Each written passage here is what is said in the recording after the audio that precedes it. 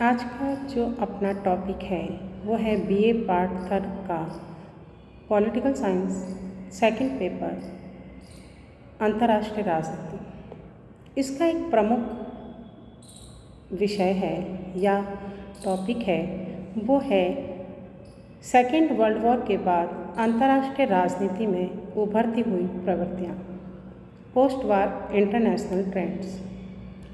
19वीं शताब्दी पर आधारित अंतर्राष्ट्रीय व्यवस्था की कुछ परिस्थितियों को सेकेंड वर्ल्ड वॉर ने समाप्त कर दिया और अंतर्राष्ट्रीय व्यवस्था का पुनर्गठन शुरू हो गया।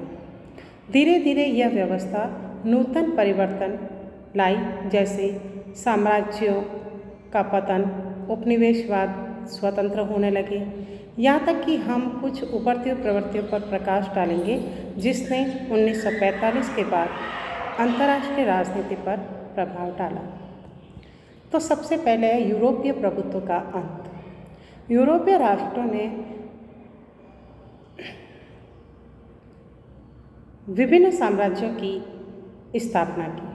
जर्मनी, इटली, ब्रिटेन और फ्रांस की गणना उस समय महान शक्ति के रूप में की जाती थी। सेकेंड वर्ल्ड वॉर ने इनकी अर्थव्यवस्था को चरमरा दिया। तो ऐसी स्थिति में इनकी जो अर्थव्यवस्था थी वो छिन्न भिन्न हो गई। बाद में विश्व नेतृत्व यूरोप के हाथों से निकलकर यूएसए यानी कि संयुक्त राज्य अमेरिका और सोवियत संघ के हाथों में आ गया। तो यूरोपियन लोगों के प्रभुत्व का या सत्ता का हस्तांतरण होना अंतर्राष्ट्रीय राजनीति का एक प्रमुख विषय बन गया। दूसरी बात, परमाणु युग का सूत्रपात।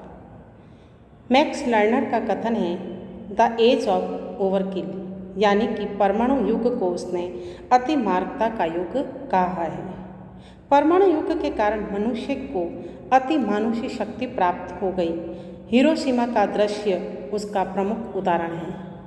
इसी संदर्भ में E.H. कार ने कहा है कि परमाणु हथियारों की भयानकता के कारण अंतर्राष्ट्रीय राजनीति की पृष्ठभूमि में युद्ध की छाया सदैव घूमती रहती है।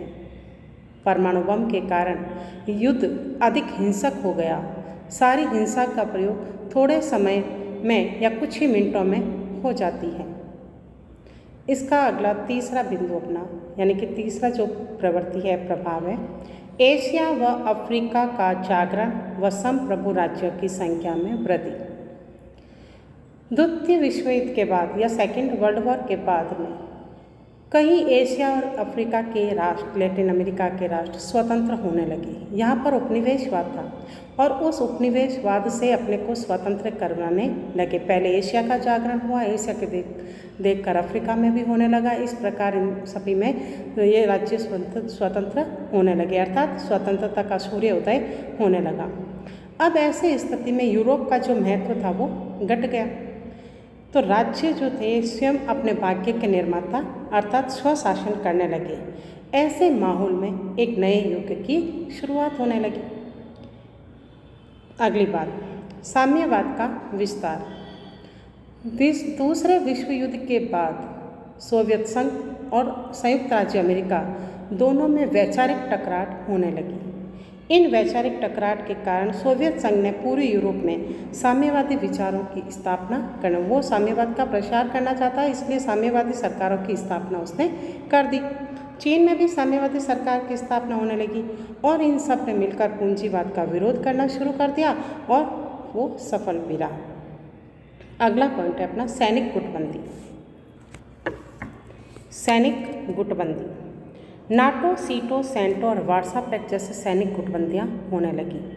ये सैनिक संधियाँ जो हो रही थी वो दिखावे के तौर पे तो शांति स्थापना करने के लिए बनाई गई, लेकिन इनकी नियति जो थी वो युद्ध ही था, या उनकी नियति जो थी छुपी हुई थी वो युद्ध की ही